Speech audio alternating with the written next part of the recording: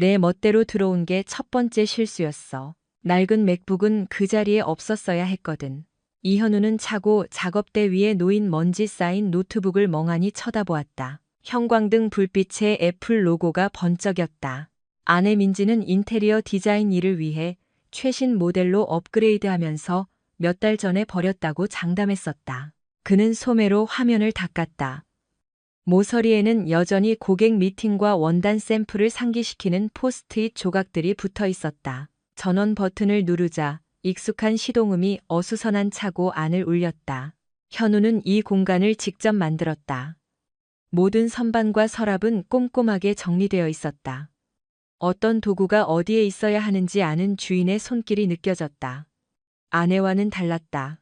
분명 작업대의 배경화면은 민지의 익숙한 사진이었다. 3년 전 결혼기념일 여행으로 갔던 나파밸리에서 찍은 사진. 사진 속 그녀는 눈부셨다. 석양에 비친 젓갈색 머리카락이 반짝였고 그가 한 말에 낄낄거리며 웃고 있었다. 그녀가 그의 농담에 눈을 흘기는 대신 웃어주던 시절. 화면 구석에 알림창이 떴다. 새 메시지 37개. 아이클라우드 동기화는 여전히 활성화되어 있었고 민지의 현재 휴대폰에서 데이터를 가져오고 있었다. 현우의 손가락이 트랙패드 위를 맴돌았다. 그는 결코 엿보는 타입이 아니었다. 23년 동안 함께한 아내를 절대적으로 신뢰했다. 하지만 이 노트북을 발견한 것은 전에는 알아차리지 못했던 문을 발견한 기분이었다. 그는 클릭했다. 메시지 앱이 열렸고 그의 뱃속을 차갑게 식히는 대화가 드러났다. 연락처 이름은 주피였고 프로필 사진은 남편의 눈에는 결코 보여서는 안 될 사진이었다. 민지의 얼굴은 분명했지만 그녀의 표정은 현우가 몇 년 동안 보지 못했던 것이었다. 순수하고 거리낌 없는 욕망. 그는 몇 주간의 메시지를 거슬러 올라가면서 손을 떨었다. 대화는 노골적이고 친밀했으며 파괴적이었다. 하지만 정말로 가슴을 쳤던 것은 타임스탬프였다. 이것들은 먼 과거의 실수에서 온 낡은 메시지가 아니었다. 가장 최근의 대화는 바로 어제 아침. 그가 김 사장님 댁 주방 리모델링 프로젝트에서 캐비닛을 설치하고 있을 때 이루어졌다. 다시 만나길 기대돼. 진아도 이번 여행 엄청 기대하고 있어. 현우는 등골이 오싹해지는 것을 느꼈다. 진아, 그들의 19살 딸. 메시지에는 그녀가 여러 번 언급되었고 항상 지금 이 순간 일어나고 있는 해변 별장 휴가와 관련해서였다. 민지는 그에게 두 사람만의 주말을 위해 오리건, 아니 강릉에 있는 언니 집에 진아를 데려다 준다고 말했었다. 하지만 이 메시지들은 전혀 다른 그림을 그리고 있었다. 그는 모든 것을 스크린샷했다. 건설업자의 꼼꼼한 마음이 자동으로 디지털 파일을 만들었다. 23년의 동거. 그리고 그는 민지의 충실함을 단 한 번도 의심하지 않았다. 그녀가 디자인 회사에서 늦게까지 일하기 시작했을 때조차도, 그 없이 주말 여행을 가기 시작했을 때조차도, 심지어 그녀가 갑자기 운동에 관심을 갖게 되어 새로운 운동복과 헬스장 회원권이 필요해졌을 때조차도 차고 문이 굉음을 내며 열렸고 현우는 노트북을 쾅 닫았다. 민지의 BMW가 진입로로 들어왔고 그가 알아보지 못하는 차가 뒤따랐다. 바퀴가 큰 리프트 트럭, 뒷유리에는 체육관 로고가 덕지덕지 붙어 있었다. 작업실의 작은 창문을 통해 그는 아내가 자신의 차가 아닌 트럭 조수석에서 내리는 것을 보았다. 전문적으로 훈련받은 듯한 다부진 체격의 젊고 키 크고 호리호리한 남자가 진아의 짐을 들어주러 갔다. 남자의 손이 진아를 집 안으로 안내하면서 그녀의 허리 아래에 머물렀고 현우의 시야는 분노로 흐려졌다. 이것은 더 이상 민지에 관한 것만이 아니었다. 현관문이 열렸고 익숙한 목소리가 집안을 울렸다. 민지의 웃음소리 밝고 가식적이며 벽에 울려 퍼졌다. 진아의 목소리 평소보다 한 톤 높았고 중요한 무언가를 숨기는 사람의 불안한 에너지가 담겨 있었다. 그리고 그 모든 것 아래에 현우가 알아보지 못했지만 영원히 잠재우고 싶었던 더 낮은 남자의 목소리가 있었다. 그는 차고에 머물려고 애썼다. 필요하지도 않은 도구들을 정리하며 그의 세상이 무너지는 동안 노트북은 작업대 위에 조용히 놓여 있었다. 그가 아직 그 의미를 완전히 이해하지 못하는 깊은 배신의 증거를 담은 채. 하지만 한 가지는 수정처럼 명확해지고 있었다. 이 차고에 들어왔던 온화하고 믿음직한 남편은 더 이상 존재하지 않았다. 나오는 남자는 전혀 다른 사람이 될 것이다. 자정 무렵 집은 조용해졌다. 현우는 저녁 내내 작업실에서 보냈고 머릿속이 온갖 가능성으로 가득 찬 동안 평범한 모습을 유지했다. 민지는 한 번 고개를 내밀어 긴 운전으로 피곤하다고 말했지만 그는 그녀의 존재를 거의 알아차리지 못했다. 그녀는 그가 자신에게 주의를 기울이지 않는 것에 안도하는 듯 보였고 그것은 그에게 그녀의 현재 심리 상태에 대해 필요한 모든 것을 말해주었다. 이제 모두가 잠든 지금 그는 노트북을 다시 열었다. 메시지들은 그가 처음에 상상했던 것보다 더 나쁜 그림을 그렸다. 이것은 단순한 불륜이 아니었다. 그것은 그의 동의나 인지 없이 이루어진 그의 가족의 완전한 재구성이었다. 남자의 이름은 재민이었고 그는 명백히 개인 트레이너였으며 최소 6개월 동안 민지와 만나고 있었다.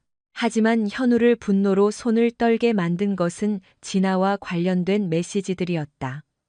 내 딸, 정말 멋지다. 나이보다 훨씬 성숙해.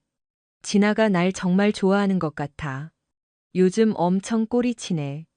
두 딸을 다 가질 수 있다니 얼마나 행운인지 믿을 수 없어. 두 딸을 다. 수십 년간의 정직한 노동으로 굳어진 현우의 목수손이 주먹으로 쥐어졌다. 메시지들은 몇 달 동안 진행된 성적 학대의 패턴을 드러냈다.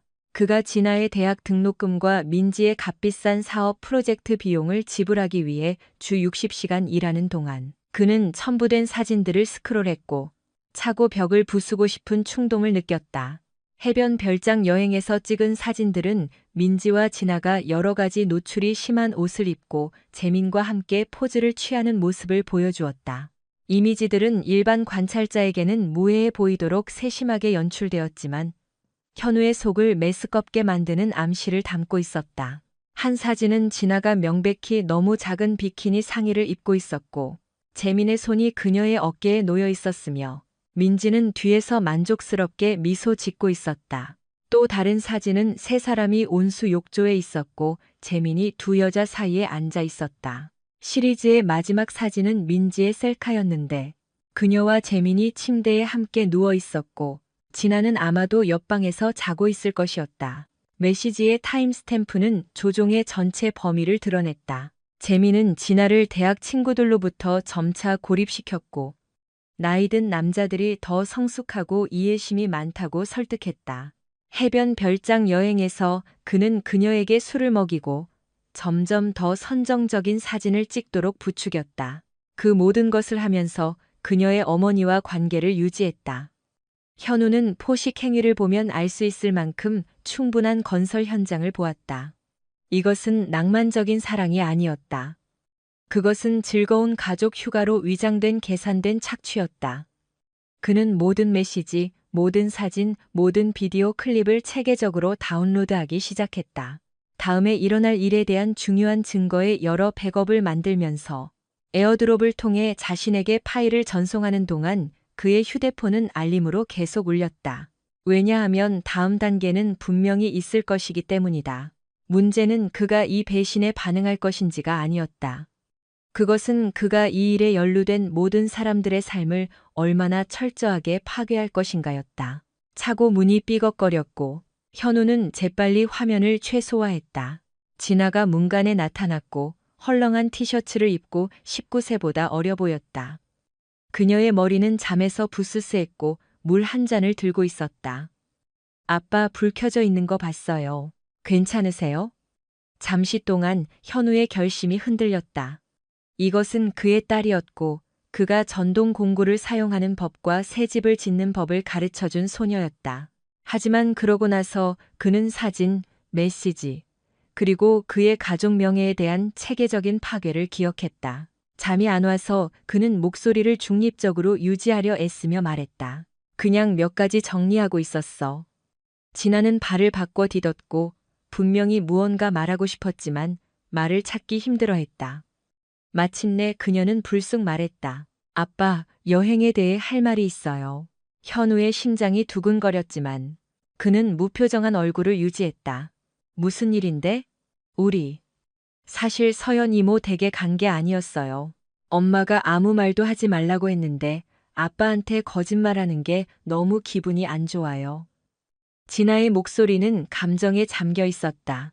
우리는 엄마가 만나는 남자랑 해변 별장에 갔어요. 그리고 제가 실수를 한 것 같아요. 그 고백은 장전된 총처럼 둘 사이에 걸려 있었다. 현우는 딸의 얼굴에 죄책감과 혼란이 쓰여 있는 것을 볼 수 있었다. 그리고 그 메시지들을 발견한 이후 처음으로 그는 분노 외에 다른 감정을 느꼈다. 이것은 그의 딸이었고 그녀를 보호했어야 할 사람들에게 조종당하고 이용당한 것이다. 무슨 실수를 했는데? 그가 부드럽게 물었다. 진아가 울음을 터뜨렸다. 임신했어요, 아빠. 그리고 어떻게 해야 할지 모르겠어요. 다음 날 아침. 모든 것이 가짜로 평범했다. 민지는 평소처럼 오트밀과 유기농 베리로 아침을 준비했고 진아는 창백하고 지친 표정으로 부엌 카운터에 앉아 있었다. 현우는 수십 년 동안 해온 사람의 꼼꼼함으로 커피를 내렸지만 그의 마음은 딸의 고백의 의미로 가득 차 있었다. 그녀는 그녀의 어머니와 동시에 잠자리를 가진 남자에게서 19세에 임신했다. 민지는 자신의 디자인 프로젝트에 대해 수다를 떨었고 시내의 펜트하우스 전체를 리모델링하고 싶어하는 새로운 고객에 대해 언급했다. 그녀의 목소리에는 최선을 다해 외양을 유지하려는 사람의 가식적인 밝음이 있었다. 그녀는 현우가 사준 기억이 없는 비싼 운동복인 새 운동복을 입고 있었고 그녀의 의견이 중요한 누군가를 만날 계획임을 암시하는 방식으로 머리를 손질했다. 오늘 아침에 사무실에 잠깐 들러야 해. 그녀는 핸드백과 열쇠를 챙기며 말했다. 새 고객이 몇 가지 예비 스케치를 보고 싶어 해서 좋은 인상을 남기고 싶어. 진아가 거의 손대지 않은 토스트에서 고개를 들었다. 엄마, 나중에. 알잖아요. 얘기 좀 할 수 있을까요? 민지의 미소가 잠시 흔들렸다. 물론이지 얘야. 우리가 해결할게. 그 대화는 24시간 전에는 현우가 놓쳤을 의미로 가득 차 있었다. 이제 그는 속임수의 세심한 안무를 볼 수 있었다. 어머니와 딸이 그에게서 숨긴 비밀에 대해 암호로 소통하는 방식. 민지가 떠난 후 진아는 카운터에 앉아 중요한 메시지를 기다리는 것처럼 휴대폰을 응시했다. 현우는 컵에 커피를 더 따르고 딸 맞은편에 앉아 그녀의 얼굴을 살폈다. 그녀는 민지의 이목구비를 가졌지만 그의 완고한 턱을 가지고 있었다. 그리고 지금 그녀는 겁에 질려 보였다. 진아야. 그가 조용히 말했다. 그 남자에 대해 말해줘. 그녀는 놀라 고개를 들었다. 무슨 남자요? 널 임신시킨 남자. 해변 별장에 있었던 남자. 진아의 얼굴이 일그러졌다. 아빠, 안 돼요. 엄마가 말하지 말라고 했어요. 내 엄마는 지금 여기 없어. 그리고 나는 네가 생각하는 것보다 훨씬 더 많이 알고 있어. 현우는 앞으로 몸을 기울였고 그의 목소리는 부드럽지만 단호했다. 이 남자, 이름이 뭐야? 재민, 그녀가 속삭였다. 박재민. 그는 엄마의 헬스장 트레이너예요. 모든 조각들이 소름 끼치는 명확함과 함께 제자리를 찾았다. 민지는 6개월 전에 고급 피트니스 센터에 가입했고 다가오는 동창회를 위해 몸매를 만들어야 한다고 말했다. 그녀는 일주일에 3번 수업을 들었고 항상 현우가 순진하게 운동으로 인한 엔도르핀이라고 생각했던 방식으로 얼굴이 상기되고 활기차게 집에 돌아왔다. 그리고 이 재민이라는 사람. 그가 너한테 이 여행을 제안했나? 진아가 비참하게 고개를 끄덕였다. 그는 제가 나이보다 성숙하다고 다른 또래 여자들이 이해하지 못하는 것들을 이해한다고 말했어요. 그는 저를 특별하게 느끼게 해줬어요. 전형적인 포식자 행동. 현우의 손이 커피잔을 꽉 쥐었다. 내 엄마는 너와 그의 관계에 대해 알고 있었나? 관계가 아니었어요. 진아의 목소리가 방어적으로 변했다. 우리는 그냥 커피를 마시고 있었고 그는 저에게 정말 친절했어요. 엄마는 괜찮아 보였어요. 엄마는 제가 스스로 결정할 만큼 나이가 들었다고 말했어요. 민지의 배신의 전모가 현우를 강타했다. 그녀는 단지 불충실한 것이 아니었다. 그녀는 딸의 착취를 적극적으로 가능하게 했다. 그녀는 19세 딸이 자신이 잠자리를 같이 하는 바로 그 남자에게 조종당하는 것을 지켜보았고 그것을 막기 위해 아무것도 하지 않았다. 아니, 그가 조심스럽게 말했다. 재미는 네가 전에 누구와도 관계를 맺어본 적이 없다는 것을 알고 있었나? 딸의 얼굴이 붉어졌다. 아빠, 이런 얘기는 아빠랑 할 수 없어요. 아니, 할 수 있어. 왜냐하면 나는 내 아빠고 다른 사람들이 제 역할을 하지 않을 때에도 너를 보호하는 것이 내 의무이기 때문이야. 현우의 목소리에는 수십 년 동안 건설팀을 관리하고 갈등을 해결해온 사람의 권위가 담겨 있었다. 그가 알고 있었나? 네, 그녀가 속삭였다. 그는 그것이 특별하다고 내 첫 경험을 완벽하게 만들어줄 거라고 말했어요. 현우는 갑자기 일어섰다. 그의 분노가 터져 나오기 전에 움직여야 했다. 그는 부엌 창가로 가서 자신이 직접 디자인한 정원, 그들이 막 집을 샀을 때 민지를 위해 지어준 화단을 내다보았다. 모든 것이 똑같아 보였지만 그의 세상의 기초는 너무나 완전히 바뀌어서 그는 마치 유사위를 걷고 있는 것 같았다. 아빠, 진아의 목소리는 작고 겁에 질려 있었다. 우리가 얘기한 거 엄마한테 말할 건가요? 현우는 딸을 보기 위해 돌아섰다. 그녀는 너무나 작고 연약하고 조종당한 것처럼 보여서 그는 그녀를 품에 안고 모든 것이 괜찮을 것이라고 약속하고 싶었다. 하지만 그는 아직 그럴 수 없었다. 그녀를 해친 사람들을 처리하기 전까지는. 아니, 그가 조용히 말했다. 내 엄마한테 아무 말도 안 할 거야. 하지만 진아야, 네가 한 가지 이해해야 할 것이 있어. 너에게 일어난 일, 그건 내 잘못이 아니야. 그리고 너를 보호했어야 할 사람들이 너를 완전히 실망시켰어. 진아의 눈에 눈물이 고였다. 아기는 어떡하죠? 우리가 함께 해결할 거야. 하지만 먼저 내가 처리해야 할 다른 일들이 좀 있어. 카를로스 멘데스는 현우가 25년 전 수습생 시절부터 가장 친한 친구였다. 그들은 함께 건설 사업을 시작했고 15명의 직원을 둔 평판 좋은 회사로 성장시켰으며 도시에서 가장 유명한 리모델링 프로젝트 일부를 맡았다. 카를로스는 요청받지 않아도 나타나는 그런 사람이었고 현우의 기분을 지도처럼 읽을 수 있었으며 결코 그의 신뢰를 배신한 적이 없었다. 그것이 그를 앞으로 일어날 일에 완벽한 도움을 줄 사람으로 만들었다. 그들은 도시에 다가오는 주택 투어에 소개될 주방에 맞춤형 캐비닛을 설치하고 있는 메이플 스트리트 현장에서 만났다. 그들의 명성을 만든 꼼꼼하고 세부적인 작업이었지만 현우는 익숙한 작업에 집중할 수 없었다. 꼴이 말이 아니네. 카를로스가 니퍼를 내려놓으며 말했다. 무슨 일이야? 현우는 텅 빈 집을 둘러보며 그들이 혼자인지 확인했다. 보여줄 게 있어. 그는 휴대폰을 꺼내 민지의 메시지에서 가져온 스크린샷들을 보여주기 시작했다. 카를로스는 증거를 검토하면서 표정이 점점 더 굳어졌다. 세상에, 현우. 이건 카를로스가 고개를 저었다. 이건 정말 엉망이야. 더 심해. 현우는 진아의 임신, 민지의 감시 아래 일어난 체계적인 유혹에 대해 설명했다. 내 도움이 필요해. 카를로스는 휴대폰을 조심스럽게 내려놓았다. 어떤 종류의 도움? 변호사나 경찰 보고서와 관련 없는 종류의 도움. 조용히 처리하는 종류의 도움. 그들은 카를로스가 그 의미를 이해할 만큼 오랫동안 함께 일했다. 그들의 직업에서 그들은 온갖 종류의 사람들을 만났다. 정직한 사람, 그렇지 않은 사람. 그들은 사업과 고객을 통제불능이 될 수 있는 문제로부터 보호하기 위해 신중하게 문제를 처리하는 법을 배웠다. 이 재민이라는 놈, 그에 대해 아는 거 있어? 사번가 엘리트 피트니스의 개인 트레이너. 체육관 로고가 붙은 트럭을 몰고 다녀. 소셜미디어 활동을 보면 인플루언서 브랜드를 만들려고 하는 것 같아. 현우는 아침 내내 자신의 목표를 연구했고 박재민에 대해 찾을 수 있는 모든 것을 배웠다. 카를로스가 휴대폰에서 체육관 웹사이트를 열었다. 여기 보면 그는 라이프스타일 변화와 개인 발전을 전문으로 한다고 나와 있어. 개인 세션에 높은 비용을 청구하네. 당연하지. 내 계획이 뭐야? 현우는 아침 내내 이 질문에 대해 생각했다. 직접적인 접근 방식은 만족스러울 수 있지만 결국 역효과를 낼 수 있었다.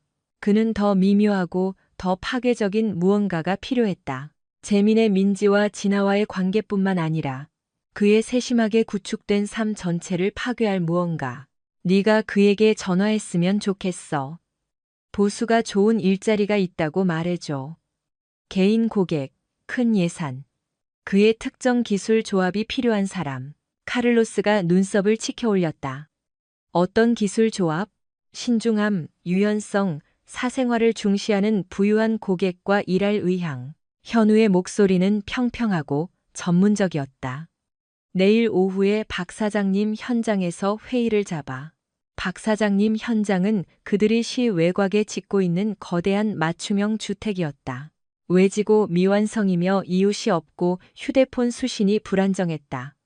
방해받지 않고 대화를 나눌 수 있는 그런 장소였다. 그를 그곳으로 끌어내기 위해 거짓말을 하라는 건가? 나는 네가 그에게 일자리를 제안했으면 좋겠어. 그가 받아들일지 여부는 그에게 달려있지. 카를로스는 친구의 얼굴을 유심히 살폈다. 그리고 그가 나타나면 어떻게 되는데? 우리는 경계에 대해, 다른 사람의 가족을 존중하는 것에 대해, 잘못된 결정의 결과에 대해 대화를 나눌 거야. 두 남자는 미완성된 주방을 사이에 두고 서로를 쳐다보았다. 25년의 우정과 공유된 경험이 말없이 그들 사이에 전달되었다. 카를로스가 천천히 고개를 끄덕였다. 전화할게. 엘리트 피트니스 체육관은 시내의 트렌디한 동네에 있는 개조된 창고에 있었다. 바닥에서 천장까지 이어지는 창문은 최고급 장비와 디자이너. 운동복을 입고 운동하는 완벽한 몸매들을 전시했다. 현우는 길 건너편 자신의 트럭에 앉아 수십 년 동안 콘크리트가 마르고 건축 허가가 나기를 기다려온 사람의 인내심으로 입구를 지켜보았다. 오후 3시 정각, 박재민이 건물에서 나왔다. 그는 현우가 예상했던 그대로였다. 키가 크고 호리호리했으며 정직한 노동이 아닌 스프레이로 만든 인공적인 태닝 피부를 가지고 있었다. 그의 머리는 제품으로 손질되어 있었고 대부분의 사람들, 월간 식료품 예산보다 더 비쌀 법한 운동복 바지를 입고 있었다. 그는 얼굴에 주먹을 맞아본 적 없는 사람의 오만한 자신감으로 움직였다. 그것은 곧 바뀔 참이었다. 현우는 재민이 예술지구의 고급 카페로 운전해 가는 동안 거리를 두고 뒤따랐다. 커다란 창문을 통해 그는 그 젊은 남자가 명백히 고객인 여성과 만나는 것을 볼 수 있었다. 중년이고 신체 언어로 보아 최근에 이혼했으며 명백히 그녀의 트레이너에게 홀딱 반했다. 재민은 작은 테이블 너머로 몸을 기울였고 그의 손이 그녀의 손 위에 놓였으며 그의 미소는 친밀하고 포식적이었다. 이것이 그의 수법이었다. 현우는 아침 내내 재민의 소셜미디어, 고객 명단, 사업 관행을 연구했다. 이 남자는 피트니스 코칭과 감정적 조종이라고 밖에 설명할 수 없는 것을 결합한 정교한 작업을 하고 있었다. 그는 약한 여성들을 표적으로 삼았고 그들이 그의 특별한 지도가 필요하다고 설득한 다음 그들의 신뢰를 이용하여 재정적, 감정적 관계를 맺었다. 민지는 그의 첫 번째 희생자가 아니었다. 누군가 그를 막지 않는 한 그녀가 마지막 희생자도 아닐 것이었다. 현우의 전화가 카를로스로부터 온 문자로 진동했다. 연락됐어. 그가 관심 있어 해. 내일 오후 2시에 회의 잡혔어. 계획의 첫 번째 단계가 실행되었다. 현우는 트럭에 시동을 걸고 집으로 운전해 갔다. 그의 마음은 이미 다음 단계에 대해 생각하고 있었다. 그는 모든 것을 바꿀 대화를 준비하는데 18시간이 있었다. 박 사장님 댁 부지는 회색 오후 하늘 아래 앙상한 해골처럼 보였다. 철골 구조물은 결국 6,000평방피트, 아니 약 170평의 맞춤형 주택이 될 것의 윤곽을 그렸지만 지금은 2에이커, 아니 약 2,450평의 정리된 땅에 흩어져 있는 들보와 콘크리트 기초의 집합체일 뿐이었다. 가장 가까운 이웃은 800m 떨어져 있었고 진입로는 거친 흙길이라 우연한 방문객을 막았다. 현우는 일찍 도착했고 즉시 보이지 않도록 나무 더미 뒤에 트럭을 주차했다. 그는 아침 내내 준비를 했고 몇몇 도구들을 전략적인 위치에 옮기고 시야를 확인하고 대화가 그의 조건과 통제된 환경에서 이루어지도록 했다. 카를로스는 오후 1시 45분에 도착했고 5분 후에 재민의 리프트 트럭이 뒤따랐다. 트레이너는 실제 작업에 사용된 적이 없는 비싼 작업화, 디자이너, 청바지, 그리고 헬스로 다져진 몸매를 과시하는 딱 붙는 티셔츠를 입고 차에서 내렸다. 그는 건설 현장에서 시간을 보내본 적 없는 사람의 명백한 불편함으로 현장을 둘러보았다. 재민 씨 맞죠? 카를로스가 다가가 손을 내밀며 외쳤다. 카를로스 멘데스입니다. 와주셔서 감사합니다. 재민은 악수를 했고 그의 소나귀는 단단했지만 부드러웠다. 천만에요. 당신 메시지에 중요한 고객에 대해 언급되어 있었는데요. 네. 사생활을 중시하는 아주 부유하고 신중한 개인입니다. 자신의 사적인 일이 공개적으로 논의되는 것을 원치 않는 그런 종류의 사람이죠. 카를로스가 집 골격을 가리켰다. 그는 이곳을 개인적인 휴양지로 짓고 있습니다. 전문적인 서비스를 제공할 수 있는 사람을 찾고 있어요. 어떤 전문적인 서비스요? 피트니스 코칭, 라이프스타일 컨설팅, 개인 발전, 사람들의 삶을 변화시키는 종류의 전체적인 접근 방식이죠. 카를로스의 어조는 완전히 전문적이었지만 현우는 그 아래 깔린 긴장을 들을 수 있었다.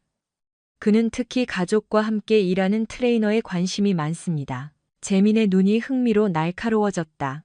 가족 때로는 부부, 때로는 부모와 자녀. 그들의 관계를 개선하면서 동시에 신체적 건강을 증진시키고 싶어하는 고객들. 카를로스가 의미심장하게 잠시 멈췄다. 그는 올바른 사람에게 프리미엄을 지불할 의향이 있습니다. 얼마나 프리미엄인데요? 세션당 50만 원. 주 여러 세션. 성과 기반 보너스가 있는 장기 계약. 재민의 표정이 흥미에서 탐욕으로 바뀌었다. 아주 관대한 제안이네요. 언제 시작하고 싶어 하시죠? 사실, 그는 지금 여기 있습니다. 만나보시겠어요?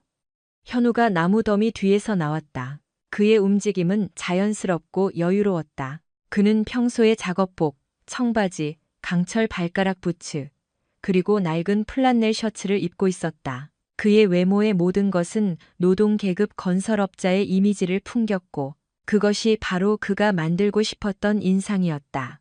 박재민 씨, 그가 손을 내밀며 말했다. 저는 이현우입니다.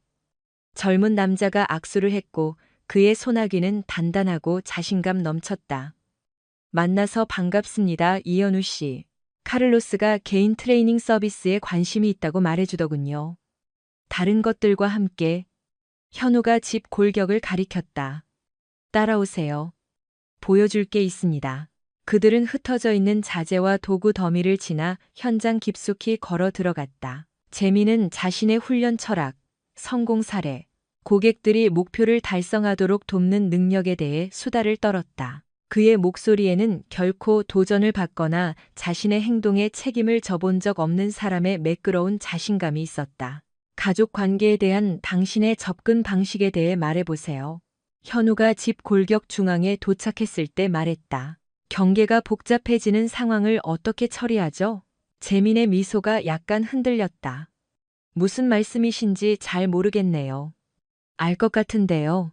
현우의 목소리는 여전히 대화하는 어조였지만 그의 어조에 담긴 무언가가 재민을 한 걸음 뒤로 물러서게 만들었다. 제가 무슨 말을 하는지 정확히 알 것 같은데요, 이현우 씨. 당신은 내 아내와 잤습니다. 그 말은 유형의 존재처럼 공중에 떠 있었다. 재민의 얼굴이 창백해졌고 그의 눈은 트럭이 주차된 진입로 쪽으로 향했다. 카를로스는 이미 재민과 트럭 사이에 서서 가장 명백한 탈출로를 막고 있었다. 무슨 생각을 하시는지 모르겠습니다. 재민이 약간 높은 톤으로 말했다. 하지만 뭔가 오해가 있는 것 같습니다. 오해는 없어. 현우는 휴대폰을 꺼내 민지의 메시지 스크린샷을 보여주기 시작했다. 6개월. 그게 당신이 내 아내와 자고 내 딸을 조종한 기간이야. 재민의 표정은 메시지를 알아보면서 혼란에서 불안으로 바뀌었다. 이봐요. 민지 씨가 당신한테 뭐라고 했든. 민지는 나한테 아무 말도 안 했어. 그녀는 몇 달 동안 나한테 거짓말을 했지. 하지만 기술은 진실을 드러내는 방법이 있어. 현우는 이미지를 스크롤하며 각 폭로마다 그의 목소리는 점점 더 차가워졌다. 해변 별장, 여행, 개인 트레이닝 세션, 19세 소녀들과의 관계를 시작하는 것을 포함하는 것처럼 보이는 라이프 스타일 코칭. 보이는 것과 달라요. 내 딸을 조종하면서 그녀의 어머니와 관계를 유지하는 것처럼 보이는데 내 가족을 당신의 개인적인 오락을 위해 체계적으로 파괴하는 것처럼 보여. 재미는 항복과 자기방어의 의미로 손을 들고 뒤로 물러섰다. 나는 누구에게도 아무것도 강요한 적이 없어요. 모든 것은 합의에 의한 것이었습니다. 합의. 현우의 목소리에는 인내심이 바닥난 사람의 위험한 고요함이 담겨 있었다. 내 딸은 19살이야. 그녀는 너 이전에 누구와도 관계를 맺어본 적이 없어. 그리고 너는 그녀의 어머니와 자면서 그녀를 조종했지. 그녀는 성인이에요. 그녀는 스스로 선택을 했어요. 그녀는 아이고, 너는 포식자야. 그 비난은 재민을 강타했다. 그건 사실이 아니에요. 저는 진아를 아껴요. 저는 민지를 아껴요.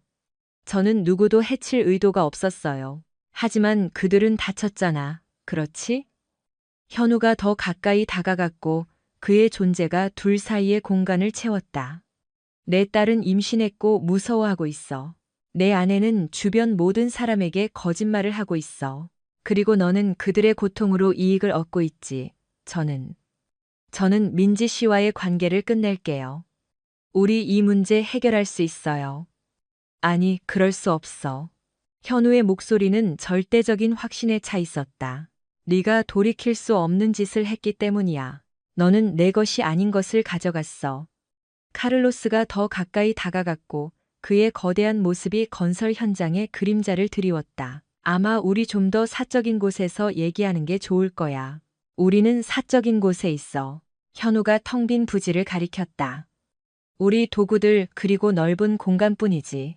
결과에 대해 이야기하기에 완벽한 장소야. 재민은 이제 완전히 공황 상태에 빠졌고 그의 세심하게 구축된 자신감은 무너지고 있었다. 원하는 게 뭐예요? 돈? 돈을 줄 수 있어요. 무엇에 대해 보상해 줄 건데? 내 딸이 포식자에게 조종당하는 것을 보는 것에 대해? 내 아내가 6개월 동안 매일 내 얼굴에 거짓말하는 것을 보는 것에 대해? 현우의 목소리가 처음으로 높아졌다. 분노가 마침내 그의 통제된 외관을 뚫고 나왔다. 가족을 파괴하는 것의 시간은 얼마지? 나는 아무것도 파괴하지 않았어. 당신 결혼은 내가 나타나기 전부터 이미 파괴되어 있었어. 현우의 주먹이 젊은 남자가 문장을 끝내기도 전에 재민의 턱을 강타했다. 트레이너는 비틀거리며 뒤로 물러섰고 충격에 얼굴을 감쌌다. 틀렸어, 현우가 조용히 말했다. 싸움은 공평하지 않았고 그래서도 안 되었다. 재민은 더 젊고 더 강했으며 신체적으로 더 건강했지만 진짜 싸움을 해본 적이 없었다. 그의 근육은 기능보다는 미용을 위해 만들어졌다. 그의 반사신경은 혼돈스러운 폭력보다는 통제된 체육관 환경에 맞춰져 있었다. 반면에 현우는 25년 동안 분쟁이 때때로 주먹으로 해결되는 건설 현장에서 보냈다. 그는 한 방에 끝내는 펀치를 날리는 법, 고르지 않은 지형에서 몸싸움하는 법, 그리고 주변 환경을 이용하는 법을 알았다. 재민은 무질서하게 주먹을 휘둘렀다. 권투 수업에서는 완벽한 자세였지만 진짜 대결에서는 쓸모가 없었다. 현우는 그의 손목을 잡아 등 뒤로 비틀었고 그를 나무 판자 더미에 얼굴을 박았다. 트레이너의 비싼 티셔츠가 거친 나무에 긁혀 찢어졌고 그의 디자이너 청바지는 그가 넘어질 때 무릎이 찢어졌다. 이게 뭐에 관한 건지 알고 싶어? 현우가 재민을 일으켜 세우며 물었다. 이건 결과에 관한 거야. 내가 잘못된 가족을 건드렸을 때 어떤 일이 일어나는지에 관한 거지. 그는 재민의 배에 무릎을 꽂았고 그를 구부러지게 만들었다. 젊은 남자는 숨을 헐떡였고 그의 완벽하게 손질된 머리는 이제 몸싸움으로 엉망이 되었다. 나는 내 아내를 믿었어. 현우가 폭력 속에서도 평온한 목소리로 계속했다. 나는 내 딸을 믿었어. 그리고 너는 그 신뢰를 이용하여 그들 둘 다를 해쳤지. 재민은 도망치려 했지만 그의 다리는 고무 같았고 시야는 흐릿했다. 카를로스가 재민 앞으로 다가섰다. 그를 건드리지는 않았지만 떠나는 것이 선택지가 아니라는 것을 분명히 했다. 제발. 재민이 숨을 헐떡였다. 원하는 건 뭐든지 할게요. 도시를 떠날게요. 다시는 그들과 연락하지 않을게요. 내 말이 맞아. 현우가 재민의 머리카락 한 움큼을 잡고 그를 쳐다보게 만들었다. 하지만 먼저 내가 정확히 무슨 짓을 했는지 이해해야 할 거야. 그는 휴대폰을 꺼내 재민에게 메시지를 다시 보여주기 시작했다. 이번에는 그가 모든 메시지를 보도록 강요했다. 큰 소리로 읽어. 못해요. 안 읽을래요. 재민의 목소리는 그가 자신의 말을 다시 읽으면서 속삭임에 불과했다. 그가 썼을 때는 똑똑하고 매력적으로 들렸던 메시지들이 이제 멍든 얼굴로 건설 현장 한가운데서 말해지니 한심하고 교활하게 들렸다. 내 딸 정말 멋지다. 나이보다 훨씬 성숙해. 재민의 목소리가 떨렸다.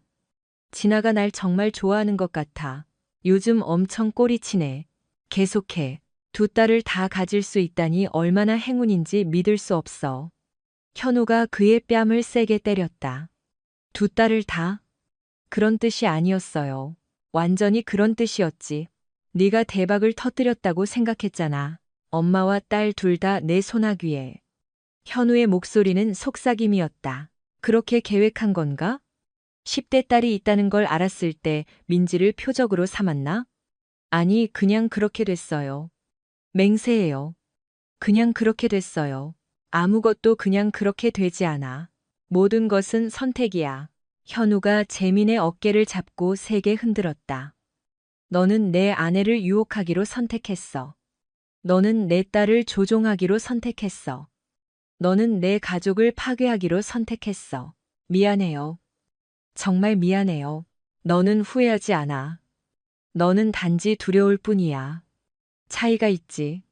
현우가 재민을 놓아주었고 그는 땅에 쓰러졌다. 그의 비싼 옷은 망가졌고 그의 얼굴은 멍들고 부어 있었으며 그의 몸은 충격과 두려움으로 떨고 있었다. 이제 이렇게 될 거야, 현우가 말했다. 그의 목소리는 다시 평온해졌다. 너는 내 가족의 삶에서 완전히 사라질 거야. 민지와 연락하지 마. 진아와 연락하지 마. 체육관이나 식료품점에서 우연히 마주치는 일도 없어. 재민은 미친 듯이 고개를 끄덕였다. 네, 물론이죠. 다른 체육관으로 옮길게요.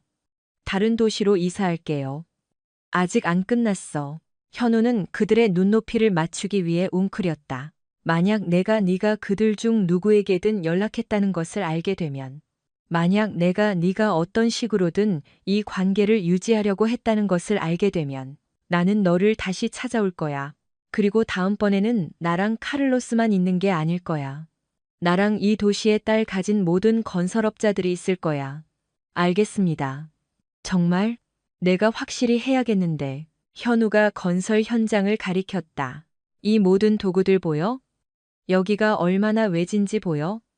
네가 사라지면 누가 널 찾으러 올 거라고 생각해? 재민의 눈이 진정한 공포로 커졌다. 그럴 리가 없죠. 그럴 거야. 그리고 나는 아기처럼 잠을 잘 거야. 현우가 일어서서 무릎에 먼지를 털었다. 하지만 내가 너한테 선택권을 주지. 지금 떠나면 여기서 끝이야. 내 가족의 삶에 머물면 오늘 우리가 시작한 것을 끝낼 거야. 갈게요. 사라질게요. 약속해요. 좋아. 현우가 카를로스를 향했다. 그를 트럭에 태워줘. 카를로스는 재민을 일으켜 세우고 그를 진입로 쪽으로 반은 들고 반은 끌고 갔다. 트레이너의 다리는 거의 고무 같았고 그의 얼굴은 이미 구타로 부풀어 오르기 시작했다. 내일이면 그는 교통사고를 당한 것처럼 보일 것이다. 잠깐만, 현우가 외쳤다. 재민이 돌아섰고 그의 눈에는 희망의 빛이 번뜩였다. 내 전화기. 뭐라고요? 전화기죠. 내 아내와 딸의 연락처를 삭제하고 싶어. 재민은 주머니를 더듬어 현우에게 휴대폰을 건네주었다. 현우는 연락처를 스크롤했고 민지와 진아뿐만 아니라 다른 여자들의 번호 스크린샷도 찍었다. 패턴은 명백했다. 재민은 여러 고객에게 똑같은 사기 수법을 사용했고 트레이너로서의 자신의 위치를 이용하여 약한 여성들을 조종했다. 흥미로운 고객 명단이네. 현우가 말했다. 이 여성들 중 일부는 당신의 전체적인 개인 훈련 방법에 대해 알고 싶어 할 거라고 확신해. 제발 그러지 마세요. 그건 너에게 달려 있어. 현우가 휴대폰을 돌려주었다. 내 가족에게서 멀리 떨어져 있으면 내 비밀은 나와 함께 있을 거야. 그들 중 누구에게든 다시 연락하면 내 전화번호부에 있는 모든 여자와 얘기할 거야. 재민은 고개를 끄덕이고 자신의 트럭으로 비틀거리며 걸어갔다. 그는 열쇠를 자물쇠에 넣는데 3번이나 걸렸다. 그리고 마침내 차를 몰고 떠날 때 트럭은 그가 핸들을 꽉 잡으려고 애쓰면서 약간 흔들렸다. 카를로스는 트럭이 흙길에서 시야에서 사라질 때까지 지켜보았다. 그가 돌아오지 않을 거라고 생각해? 응, 현우가 조용히 말했다. 그는 돌아오지 않을 거야. 민지는? 이제 민지 차례야. 현우가 돌아왔을 때 집은 조용했다. 민지의 차는 여전히 진입로에 있었지만 진아의 낡은 혼다는 없었다. 딸이 출근했거나 어머니와의 또 다른 불편한 대화를 피하고 있다는 뜻이었다. 거실 불이 켜져 있었고 현관 창문을 통해 따뜻한 빛을 비추었다. 며칠 전만 해도 위안이 되었을 평범한 교회 생활의 모습. 이제는 더 이상 참여하고 싶지 않은 연극의 무대처럼 느껴졌다. 현우는 민지가 부엌에서 정교해 보이는 저녁을 준비하는 것을 발견했다. 그녀는 새 옷 중 하나를 입고 있었다. 몸매를 돋보이게 하는 흐르는 듯한 드레스와 그가 사준 것이 아닌 보석. 그녀의 머리는 손질되어 있었고 화장은 완벽했으며 그녀는 최선을 다해 외양을 유지하려는 사람의 불안한 에너지로 부엌을 돌아다녔다. 일찍 왔네. 그녀가 스토브에서 고개를 들지 않고 말했다. 당신이 좋아하는 연어 요리하고 있어. 나는 연어 안 좋아해. 민지는 젓던 것을 멈추고 마침내 그를 마주보았다. 물론 좋아하잖아. 로마노스에 갈 때마다 항상 주문하잖아. 네가 좋아해서 주문하는 거지. 23년 동안 내 취향에 맞춰줬을 뿐이야. 그의 어조에 그녀는 나무 숟가락을 내려놓았다. 현우 씨, 괜찮아요? 스트레스 받아 보여요. 나는 괜찮아. 그냥 오늘 흥미로운 대화를 좀 나눴을 뿐이야. 누구랑? 박재민 씨. 그 이름은 민지를 강타했다. 그녀의 얼굴이 창백해졌고 균형을 잡기 위해 카운터를 잡았다. 무슨 소리 하는지 모르겠네요. 그녀가 말했지만 그녀의 목소리에는 확신이 없었다. 물론 알겠지. 현우는 휴대폰을 꺼내 부엌 식탁 위에 놓았다. 내 낡은 맥북이 유용하더군. 아이클라우드 동기화가 어떻게 작동하는지 놀랍지 않아? 민지의 눈이 휴대폰으로 향했다가 그의 얼굴로 돌아왔다. 현우 씨, 제가 설명할 수 있어요. 분명히 그럴 수 있겠지. 당신은 항상 설명에 능했잖아. 그는 스크린샷을 스크롤하며 각 이미지마다 그녀의 얼굴이 무너지는 것을 지켜보았다. 6개월간의 문자 메시지, 해변 별장에서의 사진, 우리 딸이 옆방에서 자는 동안 침대에 함께 있는 당신들 2사람의 비디오. 보이는 것과 달라요. 내 아내가 개인 트레이너와 자면서 동시에 그의 10대 딸과의 관계를 가능하게 하는 것처럼 보이는데 현우의 목소리는 소름 끼칠 정도로 차분했다. 지난 반년 동안 매일 내게 거짓말을 한 것처럼 보여. 민지의 평정이 마침내 무너졌다. 나는 이런 일이 일어나기를 원한 적이 없어요. 그냥 그렇게 됐어요. 그렇게 됐다고? 현우는 그 단어를 마치 쓴맛이 나는 것처럼 반복했다. 우리 가족을 고의적으로 파괴하는 것을 묘사하는 흥미로운 방법이네. 우리 가족은 이미 파괴되어 있었어. 민지의 목소리가 방어적으로 높아졌다.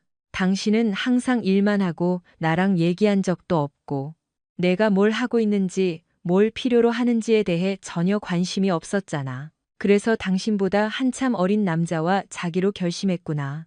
그가 나를 살아있게 느끼게 해줬어. 그가 나를 가치 있게 느끼게 해줬어. 그리고 진아, 그녀도 당신을 살아있게 느끼게 해줬나? 민지의 얼굴이 잿빛으로 변했다. 나는 그들 사이에 어떤 것도 부추긴 적이 없어. 헛소리. 현우는 진아에 대해 구체적으로 이야기하는 메시지로 스크롤했다. 당신은 그들의 관계를 적극적으로 가능하게 했어. 당신은 그녀를 당신 남자친구와 함께 여행에 데려갔어. 그녀에게 술을 사줬어. 그들이 함께 있는 사진을 찍었어. 나는 그녀가 스스로 결정할 만큼 나이가 들었다고 생각했어. 그녀는 19살이야. 민지. 갓 고등학교를 졸업했어. 그리고 당신은 그녀를 포식자에게 바쳤지. 왜냐하면 그게 당신의 하찮은 불륜을 더 편리하게 만들었기 때문이야. 그는 포식자가 아니야. 그는 그녀를 아껴. 그가 그녀를 임신시켰어. 그 말은 폭탄처럼 공중에 울려 퍼졌다. 민지의 다리가 풀렸고 그녀는 부엌 카운터에 쓰러졌다. 그녀의 얼굴에는 공포와 불신이 뒤섞여 있었다. 그럴 리가 없어. 그녀는 나한테 말하지 않았어. 어젯밤에 당신이 다음 거짓말을 계획하고 있는 동안 위층에 있을 때 그녀가 나한테 말했어. 현우의 목소리에는 절대적인 판단이 담겨 있었다. 내 딸이 임신했고 네가 그 일을 가능하게 한 장본인이야. 민지가 울기 시작했고 그녀의 세심하게 바른 화장이 뺨을 따라 검은 줄무늬를 그리며 흘러내렸다. 나는 이런 일이 일어나기를 원한 적이 없어요. 나는 그녀가 다치기를 원한 적이 없어요. 하지만 그녀는 다쳤잖아. 그리고 이제 너는 그 결과와 함께 살아야 해. 당신은 뭘 할 건가요? 나는 내 딸을 보호할 거야. 당신이 그녀와 경쟁하여 당신이 신경 쓰지 않는 남자의 관심을 얻으려는 대신에 했어야 할 일이지. 이해 못하는구나. 재민 씨와 나는 특별한 무언가가 있었어. 우리에게는 연결고리가 있었지. 연결고리가 있었지. 현우의 미소는 차갑고 유머가 없었다. 과거형? 무슨 뜻이에요? 그는 더 이상 당신 전화를 받지 않을 거라는 뜻이야. 그는 더 이상 여기 오지 않을 거라는 뜻이야. 당신의 하찮은 로맨스는 끝났다는 뜻이야. 민지의 눈이 이해심으로 커졌다. 무슨 짓을 한 거야? 나는 그에게 경계에 대해, 결과에 대해, 내 가족을 해치는 남자들에게 어떤 일이 일어나는지에 대해 대화를 나눴어. 당신이 그를 해쳤군요. 나는 그를 교육했어. 차이가 있지. 민지는 마치 그를 처음 보는 것처럼 쳐다보았다. 당신은 내가 결혼한 남자가 아니에요. 내 말이 맞아.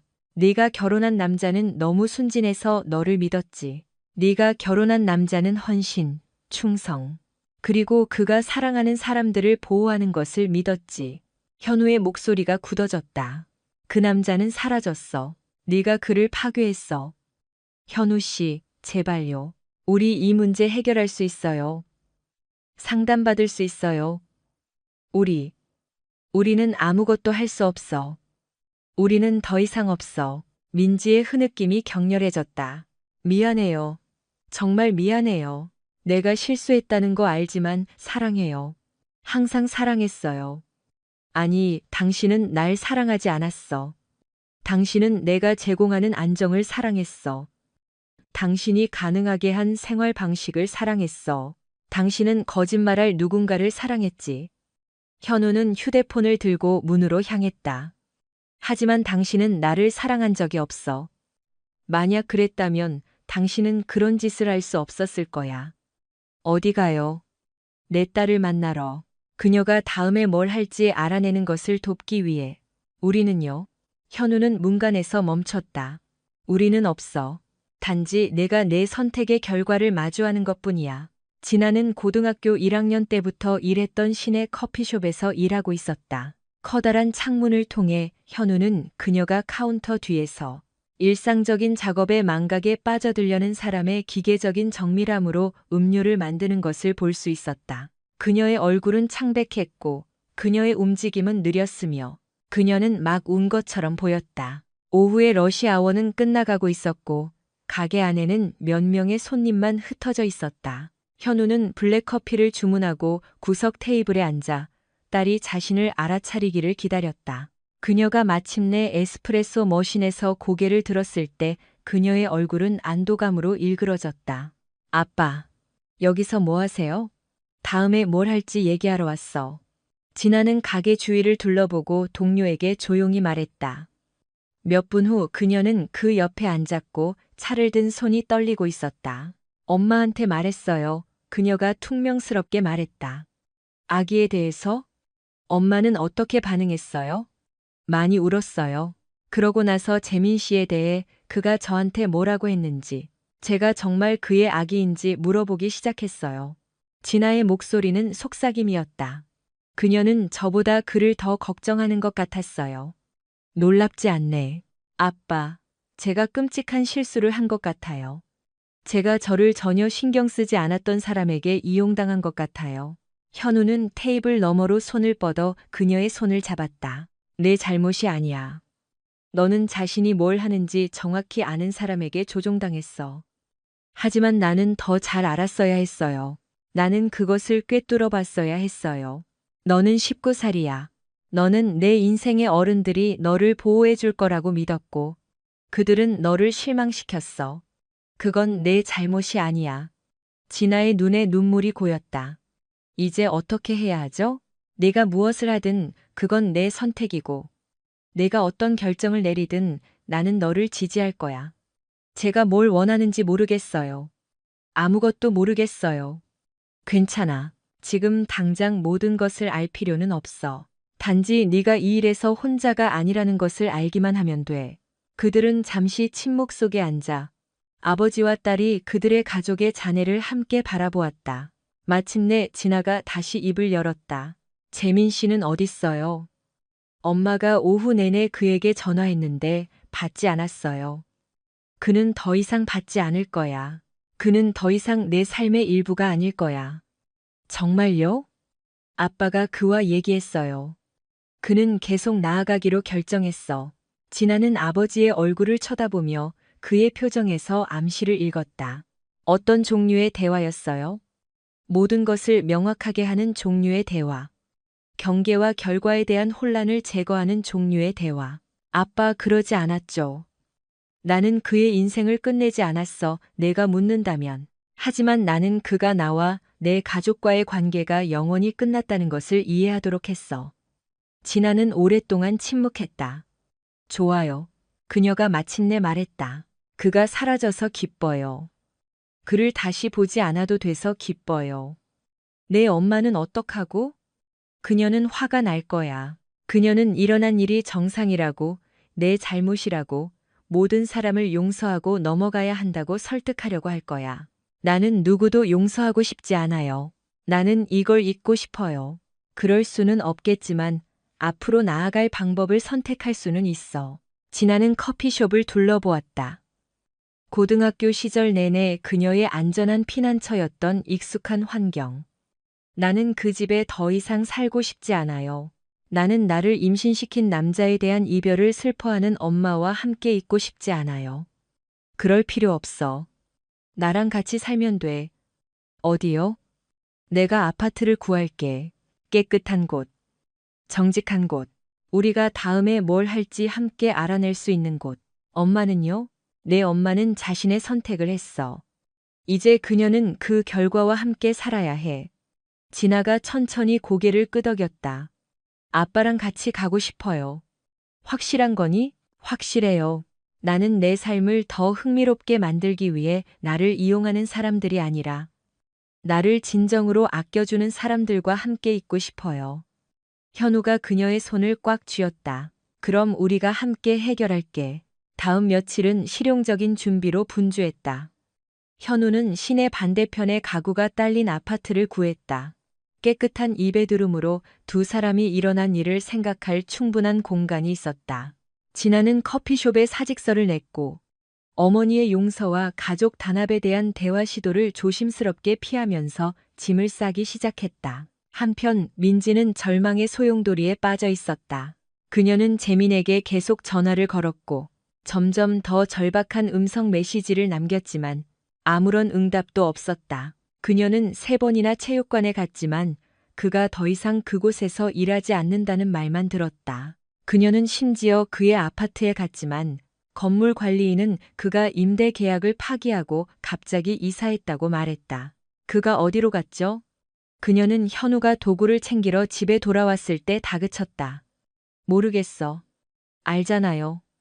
당신이 그에게 무언가 했어요. 나는 그와 대화를 나눴어. 그는 자신의 삶에 변화를 주기로 결정했어. 그는 작별 인사도 없이 사라지지 않을 거예요. 그는 저를 아꼈어요. 그래? 내가 보기에는 상황이 복잡해지자마자 그가 도망친 것처럼 보이는데, 민지의 얼굴은 화장으로 얼룩져 있었고 절박한 희망으로 가득 차 있었다. 당신이 그를 위협했군요. 당신이 그를 쫓아냈어요. 나는 그에게 그가 우리 가족에게 한 일에 대한 진실을 말했어. 어떤 종류의 남자가 유부녀를 유혹하고 그녀의 10대 딸을 조종하는지에 대해. 그건 그런 게 아니었어요. 바로 그런 것이었지. 그리고 마음속 깊은 곳에서는 너도 그걸 알잖아. 민지는 소파에 쓰러졌고 그녀의 몸은 흐느낌으로 흔들렸다. 저는 그를 사랑했어요. 정말로요. 아니, 당신은 그를 사랑하지 않았어.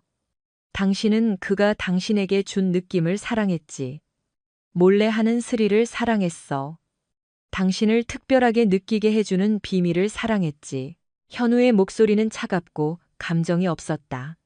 하지만 당신은 그를 사랑하지 않았어. 그랬다면 당신은 그를 당신 딸과 기꺼이 공유하지 않았을 거야. 저는 그를 진아와 공유한 적이 없어요. 너는 그녀를 네 남자친구와 함께 여행에 데려갔어. 너는 그들의 관계를 가능하게 했어. 너는 그녀가 임신하게 된 상황을 만들었어. 현우는 손가락으로 각 요점을 짚었다. 너는 그를 유지하기 위해 너무나 절박해서 내 딸의 순수함을 기꺼이 희생했어. 그건 사실이 아니야. 그건 사실이야. 그리고 이제 너는 평생 그 기억과 함께 살아야 해. 민지는 눈물 속에서 그를 쳐다보았다. 이제 어떻게 되죠? 이제 너는 다른 사람의 인생을 망치지 않고 네 인생을 다시 시작하는 방법을 찾아야 해. 우리는요? 우리 결혼은요? 결혼은 없어. 단지 해지해야 할 법적 계약만 있을 뿐이야. 저는 이혼하고 싶지 않아요. 저는 이 문제를 해결하고 싶어요. 누구랑? 나랑? 네가 6개월 동안 속인 남자랑? 아니면 이미 다음 희생자로 넘어간 재민이랑? 민지의 흐느낌이 격렬해졌다. 제가 실수했어요. 제가 실수했다는 거 알지만 저는 당신을 사랑해요. 항상 사랑했어요. 아니, 당신은 날 사랑하지 않았어. 당신은 내가 제공하는 안정을 사랑했어. 내가 가능하게 한 생활 방식을 사랑했어. 당신은 거짓말할 누군가를 사랑했지. 현우는 휴대폰을 들고 문으로 향했다. 하지만 당신은 나를 사랑한 적이 없어. 만약 그랬다면 당신은 그런 짓을 할 수 없었을 거야. 어디 가요? 내 딸을 만나러. 그녀가 다음에 뭘 할지 알아내는 것을 돕기 위해. 우리는요. 현우는 문간에서 멈췄다. 우리는 없어. 단지 네가 네 선택의 결과를 마주하는 것뿐이야. 아파트는 작았지만 깨끗했고 자연 채광이 들어오는 큰 창문과 화려하지 않지만 기능적인 부엌이 있었다. 진아는 더 작은 침실을 차지했고 대학 시절 포스터를 걸고 빌트인 책장에 책을 정리했다. 몇 주 만에 처음으로 그녀는 밤새 푹 자는 것 같았다. 현우가 커피를 내리고 있을 때 그녀는 잠옷 차림으로 방에서 나왔고 해변 별장 여행 이후보다 더 자기 자신 같아 보였다. 기분 어때? 그가 그녀에게 커피잔을 건네며 물었다. 더 좋아. 달라. 마치 몇 달 만에 처음으로 머리가 맑아진 것 같아. 좋네. 아빠, 아기에 대해 생각해 봤어요. 현우는 컵을 내려놓고 그녀에게 모든 주의를 기울였다. 뭔데? 저는 엄마가 될 준비가 안 된 것 같아요. 대부분의 시간에는 어른이 될 준비도 안 됐어요. 아주 성숙한 깨달음이네. 다른 선택지를 알아보고 싶어요. 하지만 아직 화나고 혼란스러운 상태에서 어떤 결정도 내리고 싶지 않아요. 그럴 만도 하지. 서두를 필요 없어. 제가 어떤 결정을 내리든 도와주실 거죠? 물론이지. 진아는 작은 부엌 식탁에 앉아 커피잔을 두 손으로 감쌌다. 엄마가 제가 스스로 결정할 만큼 나이가 들었다고 말했던 것을 계속 생각하게 돼요. 하지만 저는 그 결정들을 내릴 준비가 되어 있지 않았던 것 같아요. 나이와 성숙함은 같은 것이 아니야. 그리고 조종은 나이와 상관없이 누구든 나쁜 선택을 하게 만들 수 있지. 바보 같았어요. 바보가 아니야. 너는 인간이야. 그리고 인간은 실수를 해. 특히 고의적으로 속임을 당했을 때는 더욱 그렇지. 엄마가 실제로 무슨 일이 일어나고 있었는지 알았다고 생각하세요? 현우는 그 질문에 대해 신중하게 생각했다. 내 엄마는 자신의 욕구에 너무 집중해서 내게 무슨 일이 일어나고 있는지 보고 싶어 하지 않았다고 생각해. 그녀는 모든 것이 괜찮다고 스스로를 설득했어. 왜냐하면 그게 그녀의 하찮은 불륜을 더 편리하게 만들었기 때문이지. 그게 그녀가 모든 것을 계획했다는 것보다 훨씬 더 나빠요. 어떤 면에서는 그렇지. 고의적인 악에는 한 가지야. 자신의 아이를 해칠 정도로 진실을 고의적으로 무시하는 것은 전혀 다른 것이지. 진아는 잠시 침묵했다. 그녀를 용서할 수 있을 것 같지 않아요. 그럴 필요 없어. 용서는 네가 다른 사람에게 빚진 것이 아니야. 네가 준비되었을 때 그리고 준비된다면 너 자신을 위해 하는 것이지. 아빠는 그녀를 용서할 건가요? 모르겠다. 지금은 네가 괜찮은지 확인하고 우리 둘 다 다음에 뭘 할지 알아내는데 집중하고 있어. 다음은 뭐죠? 우리는 새로운 삶을 만들 거야. 정직하고 깨끗하고 정말로 중요한 것에 집중하는 삶. 엄마는요? 내 엄마는 자신의 길을 찾아야 할 거야. 그녀는 결과가 있는 선택을 했고, 이제 그 결과와 함께 살아야 해. 진아가 천천히 고개를 끄덕였다. 그건 받아들일 수 있을 것 같아요. 이혼은 빠르고 무자비했다. 민지는 복잡한 소송을 전문으로 하는 비싼 변호사를 고용했지만 그녀의 불륜 증거는 너무나 명백했다. 그녀 자신의 휴대폰에서 가져온 스크린샷, 호텔방과 선물 비용을 보여주는 신용카드 명세서, 재민과 함께 있는 그녀를 본 증인들의 진술. 이 모든 것이 체계적인 속임수의 그림을 그렸고 변호사의 일을 거의 불가능하게 만들었다. 현우의 변호사인 박서연이라는 직설적인 여성은 외과적인 정밀함으로 사건을 제시했다. 그녀는 재정적 배신, 진아에 대한 감정적 피해, 그리고 화해를 불가능하게 만드는 신뢰의 완전한 붕괴에 초점을 맞췄다. 판사님, 이현우 씨는 징벌적 손해배상을 요구하지 않습니다. 박 변호사가 마지막 변론에서 설명했다. 그는 단지 이 결혼을 끝내고 새로운 삶을 시작하고 싶을 뿐입니다. 증거는 이혼 사유에 대해 스스로 말해줍니다. 민지의 변호사는 그녀를 감정적 방치의 희생자로 묘사하려 애썼지만 판사는 별로 감명받지 않은 듯 보였다. 최종 판결은 현우가 요구한 모든 것을 부여했다. 깨끗한 결별, 최소한의 위자료, 그리고 법적으로 성인이었음에도 불구하고 진아에 대한 실질적인 양육권, 법원 밖에서 민지가 마지막으로 그에게 다가왔다. 만족하셨으면 좋겠네요. 그녀가 패배의 쓴맛이 담긴 목소리로 말했다. 만족하지 않아. 그냥 안도할 뿐이야. 나는 실수 한 번으로 모든 것을 잃었어. 당신은 실수 한 번으로 모든 것을 잃은 게 아니야. 당신은 당신을 가장 믿었던 사람들을 해친 6개월간의 고의적인 선택으로 모든 것을 잃었어. 진아는 저랑 얘기도 안 해요. 그건 너와 그녀 사이의 문제야. 하지만 내 조언을 원한다면 그녀에게 시간을 줘. 어쩌면 언젠가 그녀가 너와 관계를 맺을 준비가 될지도 모르지만 예전 같지는 않을 거야. 우리는 더 이상 없어. 다시는 없을 거야. 민지의 눈에 눈물이 고였다. 나는 정말로 당신을 사랑했어요. 아마 그랬겠지. 하지만 당신은 다른 것들을 더 사랑했어. 현우는 전철을 법원 계단에 서 있게 내버려 두고 떠났다.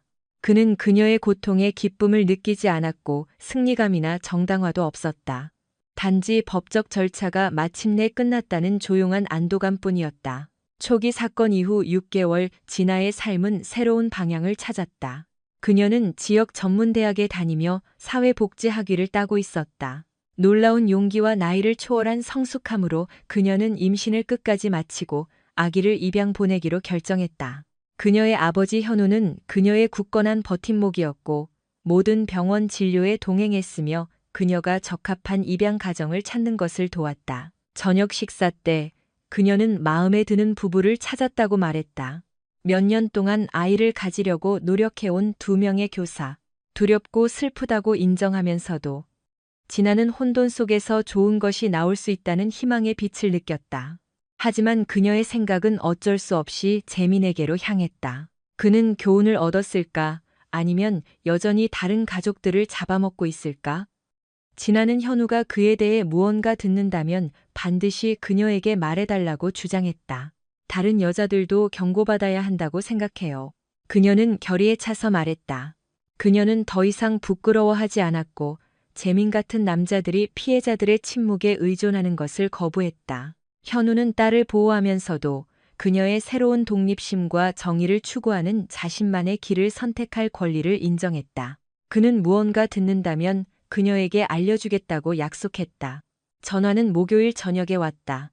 흥분한 동료가 현우에게 뉴스를 켜라고 재촉했고 헤드라인은 개인 트레이너 박재민의 위법 행위와 사기 혐의로 체포되었다는 소식이었다.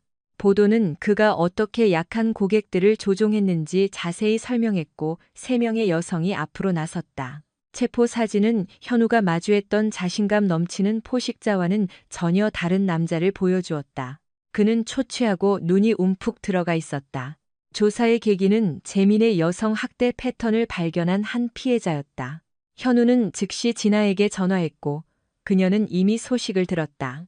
정당화되었지만 또한 두렵고 분노한 그녀는 그가 다시는 다른 여자를 해치지 못하도록 경찰에 진술하겠다는 의사를 밝혔다. 현우는 그녀를 전적으로 지지했고 그녀는 그를 보호해준 것에 대해 감사했다. 현우에게는 승리감이 없었다. 단지 딸을 괴롭힌 사람이 마침내 결과를 마주했다는 조용한 안도감뿐이었다. 진아의 증언은 다른 피해자들의 증언과 함께 재민이 심각한 혐의에 직면하도록 보장했다. 그녀의 어머니 민지의 잠재적인 연루에 대해 논의했을 때 진아는 단호했다. 저는 그녀가 피해자라고 생각하지 않아요. 그녀는 현우에게 말했다. 저는 그녀가 단지 이기적이었다고 생각해요. 저는 더 이상 그녀의 선택을 정당화하고 싶지 않아요. 민지의 공모는 곧 공개적으로 알려졌다. 사건을 자세히 설명한 신문기사는 이름을 밝히지 않았지만 그녀의 커뮤니티가 사건을 종합하기에 충분한 정보를 제공했다. 그녀의 인테리어 디자인 사업은 빠르게 무너졌다. 그녀의 파트너는 회사를 해산했고 그녀는 집을 팔고 익명의 작은 아파트로 이사해야 했다. 진아에게 연락하려는 그녀의 시도는 응답을 받지 못했다. 현우는 식료품점에서 그녀를 한 번 만났는데 그녀는 연약하고 늙어 보였고 예전의 자신의 그림자에 불과했다. 그는 만족감을 느끼지 않았다. 단지 그녀가 파괴한 삶에 대한 깊은 슬픔뿐이었다. 다음 해 3월 입양이 마무리되었다. 진아는 개방 입양을 선택했고 아들이 자라면서 그를 알 수 있는 기회를 가졌다.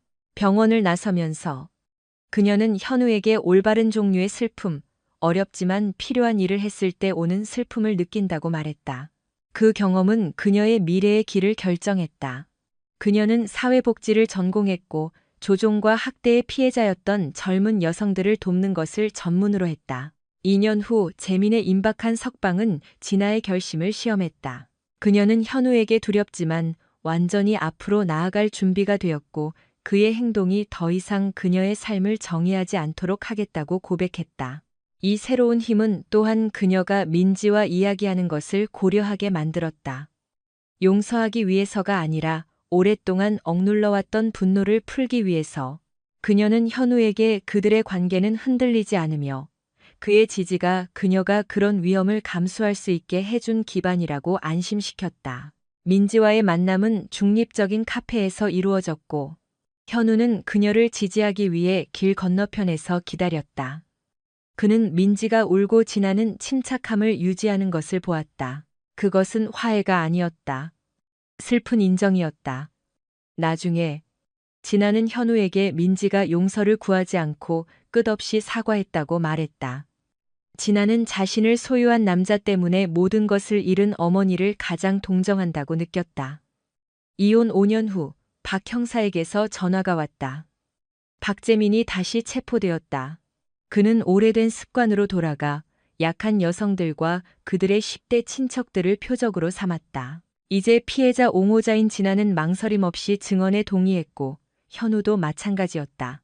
재판은 3주 동안 진행되었고 아버지와 딸의 강력한 증언은 재민의 체계적인 조종을 폭로했다.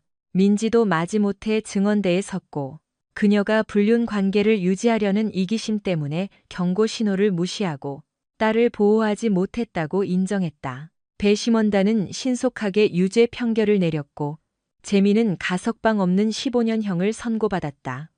법원 밖에서 진아는 피해자가 아니라 생존자로서 언론에 말했다. 저는 다른 피해자들이 목소리를 내기에 결코 늦지 않았다는 것을 알았으면 좋겠어요. 그녀가 말했다. 그러고 나서 그녀는 아버지에게 감사하며 그들이 함께 겪고 함께 만든 것에 대한 자부심을 표현했다. 현우에게 이것이 진짜 종결이었다. 트라우마는 그들의 이야기의 일부였다. 하지만 그것은 더 이상 그들을 정의하지 않았다. 배신 속에서 형성되고 사랑과 정직함으로 강화된 그들의 유대는 그들의 궁극적인 승리였다.